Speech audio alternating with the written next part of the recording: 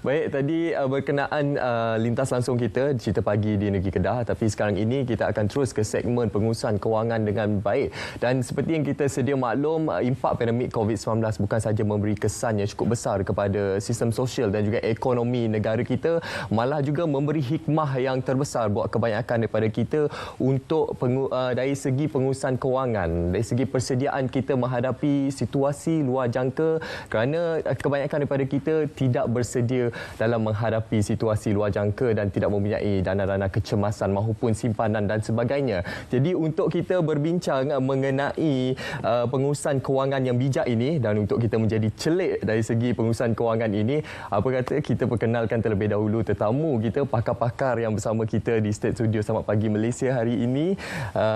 Di sebelah saya ini Puan Nur Akmal Yaakob, Ketua Jabatan Pendidikan Kewangan Agensi Kaunseling dan Pengurusan Kredit AKPK, dan di sebelah sana Puan Sarina Arifin, Timbalan Pengurus Besar Bahagian Komunikasi dan Hal Ehwal Awam Perbadanan Insurans Deposit Malaysia PIDM. Assalamualaikum. Assalamualaikum. Baik, untuk kita bercakap pengurusan kewangan yang bijak ni, hari ini kita juga akan menyentuh berkenaan jaringan pengurusan kewangan. Jaringan pendidikan Kewangan. Jadi untuk terlebih dahulu secara mukadimahnya, mungkin kita boleh memberikan pencerahan kepada penonton apakah yang dimaksudkan dengan jaringan pendidikan kewangan ini selari dengan Bulan Literasi Kewangan Kebangsaan, dan juga apakah objektif dan matlamat yang cuba dicapai. Terima kasih Cik Munawar. Jaringan pendidikan kewangan ni ataupun dalam bahasa Inggeris dipanggil Financial Education Network, FEN secara singkatannya, adalah sebuah platform antara agensi. Ia terdiri daripada institusi dan agensi yang komited untuk meningkatkan literasi kewangan rakyat Malaysia. Ia diterajui oleh Bank Negara Malaysia dan Suruhanjaya Security secara bersama, pengerusi bersama, dan juga dianggotai oleh 6 ahli yang lain, iaitu Kementerian Pendidikan Malaysia, Kementerian Pendidikan Tinggi, Kumpulan Wang Simpanan Pekerja KWSP, PIDM, Perbadanan Insurans Deposit Malaysia, Pemodalan Nasional Berhad, dan juga Agensi Kaunseling dan Pengurusan Kredit atau AKPK. Meningkatkan literasi kewangan ini ialah matlamat penting. Setiap individu perlu dibekalkan dengan pengetahuan dan kemahiran asas untuk membuat keputusan kewangan yang bijak dalam kehidupan seharian, buat pada masa semasa dan juga untuk masa akan datang. Pengetahuan asas ni mungkin saya sentuh sikit, seperti menguruskan simpanan dan perbelanjaan, meminjam secara bertanggungjawab, melabur dengan bijak, dan juga membuat perancangan untuk persaraan. So kami di FEN juga melalui berbagai kajian dan tinjauan juga telah mendapati ada juga perkara-perkara yang statistik yang menunjukkan bahawa kebolehan rakyat Malaysia mengurus kewangan mungkin pada tahap yang kurang memuaskan. So berlatar belakang ini, ahli-ahli FEN mengambil keputusan untuk bekerjasama dan berusaha secara kolektif untuk melaksanakan dan mempromosikan inisiatif pendidikan kewangan kepada rakyat Malaysia. Salah satunya pada tahun lepas kami telah merangka strategi literasi kewangan kebangsaan. Strategi ini bertujuan memberi panduan supaya pelaksanaan usaha dapat memberi lebih kesan kalau secara kolektif. Strategi ini ialah untuk tempoh 5 tahun. Kami juga berharap dia menjadi pemangkin kepada inisiatif yang sedang dan bakal dijalankan oleh pelbagai pihak, sektor awam, swasta, untuk turut memainkan peranan dalam agenda yang penting ni. Satu peranan yang cukup baik dalam kita mencapai masyarakat yang celik ilmu kewangan. Jadi kita ingin kongsikan juga kepada penonton dalam situasi semasa keadaan negara kita sekarang ini. Saya rasa perkara ini sudah berlaku sejak daripada dahulu lagi sehingga sekarang ini. Namun kesedaran masyarakat itu bagaimana dari segi isu penipuan, pelaburan dan juga kewangan. Isu skamer ni masih lagi wujud dalam kalangan masyarakat kita. Bagaimana? Okey. Saya sebelum kita bincang pada skamer, itu skamer tu antara dia lah kan, sebab ada isu terbaru kan. Tapi kita nak bercakap tentang literasi kewangan. Bila kita cakap tentang literasi kewangan, ada 3 aspek. Kita cakap tentang knowledge atau pengetahuan dan behavior, tingkah laku, dan kita cakap pasal attitude, itu apa ya, tingkah laku, attitude itu bahasa Melayu kurang sikit. Kita nak tingkah laku, dan kita kata behavior ialah kelakuan. So it's actually summarize it be knowledge, behavior and attitude. Itu antara literasi kewangan. So dalam literasi kewangan ni kita ada, bila kita cakap pasal 3 aspek tu, kita bagi macam Puan Sarina kata, kita mendapati bahawa 1 daripada 3 rakyat Malaysia ni tidak, dia punya pengetahuan tentang pengetahuan tentang kewangan ni agak rendah. 1 antara 3. Yang tak tahulah antara kita 3 ni siapa tak tahu kan. Saya lah kot. Gurau. Dan dia kata dia ada 84% mereka menyimpan secara jangka masa pendek saja. Jadi dia simpan dalam 3 bulan, lepas tu dia keluarkan balik. Dan kita cakap pasal dana kecemasan tadi. Dana kecemasan kita kata 52% orang Malaysia dia tidak mempunyai dana, dia menyediakan sukar untuk menyediakan dana kecemasan which is RM1,000, bukan dana kecemasan RM1,000. So kalau dana kecemasan di AKPK dan juga di FAN dan PIDM dan sebagainya, kita selalu sarankan tentang dana kecemasan. Jadi dana kecemasan tu apa, Munawar? Kalau kita fikirkan, dia cemas tu kadang kereta tukar tayar pun dia kata cemas, tu tak cemas. Dia cemas dia apabila kita diberhentikan bekerja. Itu cemas. Bila diberhentikan bekerja, tetapi kita punya bayaran elektrik, bayaran loan tak diberhentikan, dijalankan juga. Jadi di mana, bagaimana kita ingin membayarnya. So kita nampak dalam masa COVID ini, ramai rakyat Malaysia yang tidak mempunyai dana kecemasan. Dan dana kecemasan ni kalau boleh kita simpan dalam 3 bulan. Dan persoalannya berapa jumlah yang nak disimpan. Jadi kalau kita buat perbelanjaan sebulan, belanja dapur, kereta, rumah dan sebagainya, semuanya dalam RM3,000. That means kalau 3 bulan jadi RM9,000. Itu ialah dana kecemasan. So kita berbalik pada tadi scammer tadi kan. Jadi dia orang Malaysia memang kita dapati bahawa laporan PDRM pun mengatakan berbilion ringgit. Betul. Hapus kerana scammer. Jadi persoalan ni, kenapa kita kena scam?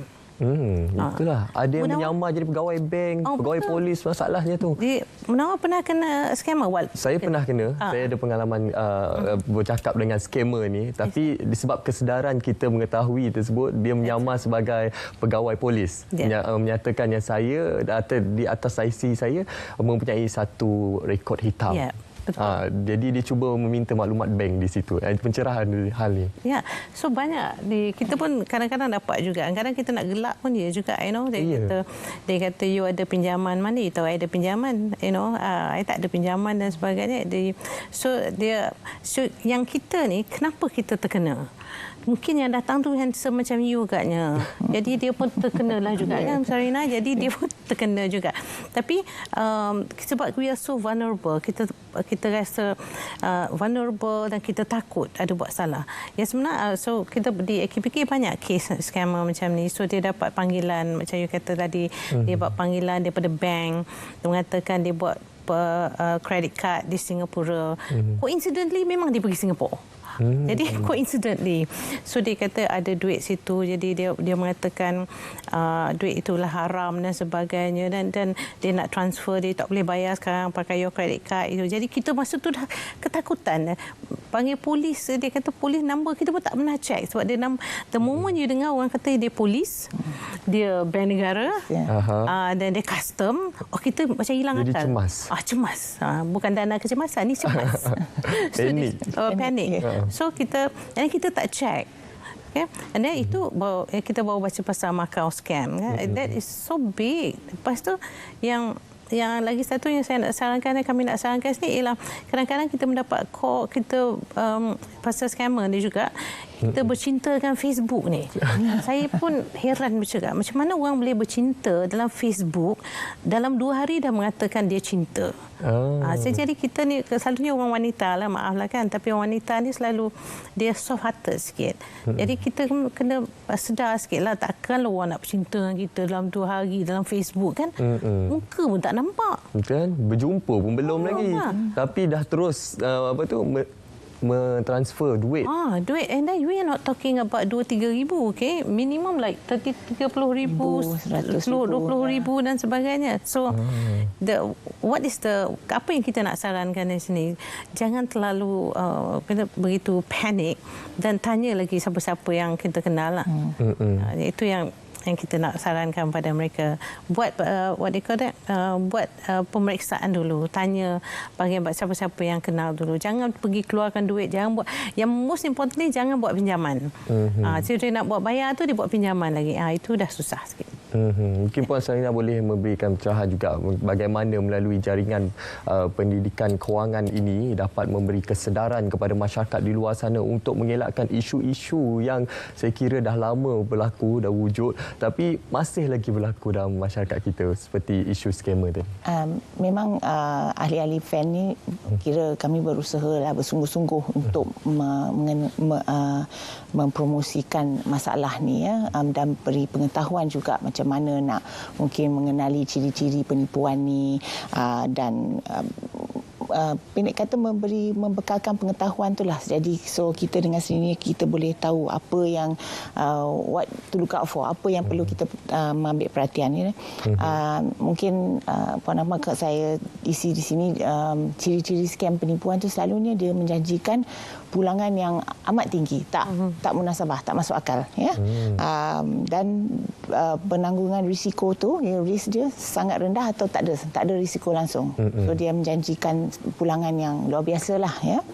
Lagi satu mungkin pembayaran tu dia buat melalui akaun individu ataupun atas akaun syarikat yang berlainan ya, bukan orang yang kita berurusan dengan ya. Katakanlah Encik Munawar jumpa saya nak promosikan satu skim, lepas tu akaunnya Puan Akmal pula ya. So kita itu ada tanda-tanda yang kata something tak betul ya di sini. Dan sekali lagi satu tu seperti Puan Akmal terangkan tadi, promosinya selalu melalui media sosial ya. WhatsApp, Facebook, Twitter ke Telegram ke, ini antara ciri-ciri lah yang kita dapat tu. So seperti yang dijelaskan Puan Akmal juga, ada juga yang menyalahgunakan nama dan logo, surat kononnya daripada Bank Negara, Suruhanjaya Security, even PIDM pun ada juga ya. Jadi berhati-hati ya. Kami nasihatkan semua ni cek balik dengan pihak berkuasa tu. Tanya kalau muskil, kalau tak, sebelum nak keluarkan duit tu jangan kata, kenapa macam tu? Macam PIDM ni perlindungannya percuma. Jadi tiba-tiba dia kata, kenapa saya kena bayar? Memang telefon kami ataupun chat dengan kami ya. So itu antara tu. Dan so kami di FAN ni sangat-sangatlah tahu masalah ni, dan usaha kami memang untuk memberi penerangan dan maklumat yang untuk membolehkan orang lebih kenalilah ciri-cirinya dan macam mana, dan memang boleh dihubungi pada bila-bila masa untuk mendapat penjelasan yang lanjut ya. Tapi FAN ni bukanlah kami hanya untuk memberikan pengetahuan tentang scammer. Ada banyak lagi tentang literasi. Saya dah cakap tadi tentang literasi keuangan tu kan. Kita nak tahu knowledge bagaimana untuk menguruskan keuangan, especially masa post moratorium ini. Moratorium pun sudah habis. Pada terjadi yang vulnerable, dia boleh sampai bulan 12. Jadi ada orang yang mengambil moratorium tadi, kita buat kajian apa yang mereka buat dengan duit tadi yang moratorium. Dan kami dapati kebanyakan mereka dia kata dia nak menyimpan. Okey, bagus. So kita buat survey pula lepas moratorium. Betul ke tidak dia orang simpan? Kajian mendapati memang betul mereka simpan. Tapi mereka simpan because kalau you baca bank, PTPTN juga ada mengatakan simpanan telah meningkat. Jadi baguslah juga yang begitu kalau kita buat simpanan. Tapi sekarang ni moratorium dah habis ni. Jadi bulan Oktober actually dia orang dah start bayar dah. So kita nak tengok bagaimana mereka menguruskan keuangan mereka. Tadi kita berbincang menguruskan keuangan ni meliputi meliputi banyak area. AKPK mengatakan sound body, mind and finances. So semua mesti orang kata synchronize lah, harmony. Kadang-kadang tak ada wang ni boleh melibatkan keadaan mental kita kurang sikit dan antara keluarga dan sebagainya. So benda-benda macam ni yang FAN akan melihat dari segi holistik lah. Kita tak ada satu area yang kita tekankan, tapi secara holistik kita akan tengokkan pengurusan kewangan yang lebih bijak. Di bawah FERN ini pastinya terdapat beberapa agensi di bawah FERN ini dan setiap agensi tersebut mempunyai dasar dan juga objektif dan juga inisiatifnya untuk mensejahterakan kewangan masyarakat Malaysia. Dalam kesempatan yang ada ini mungkin boleh kongsikan sedikit berkenaan bulan literasi kewangan ini dan juga apa antara program-program yang akan dilaksanakan. Okey. Bulan literasi kewangan ni dianjurkan buat julung kalinya ya pada bulan Oktober ni. Inisiatif ni adalah untuk meningkatkan kesedaran orang ramai tentang kepentingan literasi kewangan dan menggalakkan mungkin perubahan sikap atau tabiat kepada tabiat kewangan yang positif, yang lebih positif ya. So tema kami bijak wang pilihan saya. Bulan ni adalah berobjektif memberi maklumat, mendidik dan menyokong rakyat Malaysia dalam memantapkan pengurusan kewangan ya. Ni termasuk melengkapkan individu dengan pengetahuan. Kan tadi Puan Ahmad ada cerita pengetahuan tu penting ya. Untuk mencapai matlamat kewangan masing-masing. Lagi satu, bijak menguruskan hutang dan juga untuk melindungi diri daripada penipuan dan skam kewangan tadi. So program untuk bulan ni terdapat lebih kurang dalam 40 lebih program dan inisiatif yang telah dirancang oleh ahli-ahli FAN ya. Program-program ni merangkumi pengenalan kepada alat-alat kewangan kendiri atau self-help tools, ceramah-ceramah pendidikan kewangan, webinar, kuis-kuis pertandingan dan juga pameran secara maya, virtual. Program tersebut terbuka kepada orang ramai sepanjang bulan ini dan sekiranya ingin mengetahui lebih lanjut, silalah ke laman web FAN iaitu www.fenetwork.my ya. Di situ kami ada terteralah program-program yang dijalankan pada bulan literasi kewangan ini. Baik, jadi kepada penonton Selamat Pagi Malaysia, jika anda ingin mengetahui lebih lanjut mengenai FAN ini, boleh layari laman web yang seperti yang dinyatakan tadi. Di situ banyak program-program yang pastinya akan direncanakan, yang pastinya akan memberi manfaat kepada semua yang terlibat dalam program FAN ini dan pengurusan kewangannya lebih baik. Mungkin ada kata-kata akhir yang boleh dirangkumkan untuk kita bercakap mengenai pengurusan kewangan yang bijak ni. Okay. Di AKPK dan juga di FAN ni kami amat menyarankan rakyat Malaysia untuk apabila menguruskan kewangan ni, biarlah menguruskan kewangan dalam keluarga. Jangan membuat sendiri. Jadi kalau suami buat keputusan sendiri itu tidak melibatkan keluarga, akan menjadi masalah lain. Jadi kita biar susah bersama, biar penggembira bersama. Jadi very important. So kita urus keuangan tu dengan bijak bersama keluarga lah. Baik, satu pencerahan yang cukup baik hari ini berkenaan dengan pengurusan kewangan yang bijak. Jadi terima kasih kita ucapkan kedua-dua panel kita atas kesudian berkongsi mengenai topik pengurusan kewangan yang bijak. Satu topik yang saya kira sangat penting untuk kita war-warkan sekarang ini dalam isu kita menghadapi pandemik COVID-19 dan juga pasca moratorium ini. Terima kasih banyak. Baik, seterusnya kita akan berehat seketika. Kita akan kembali selepas ini dengan segmen seterusnya. Kita akan bersama dengan satu produk yang cukup menarik untuk membantu para usahawan di luar sana, khususnya golongan petani. Tapi kita berehat seketika.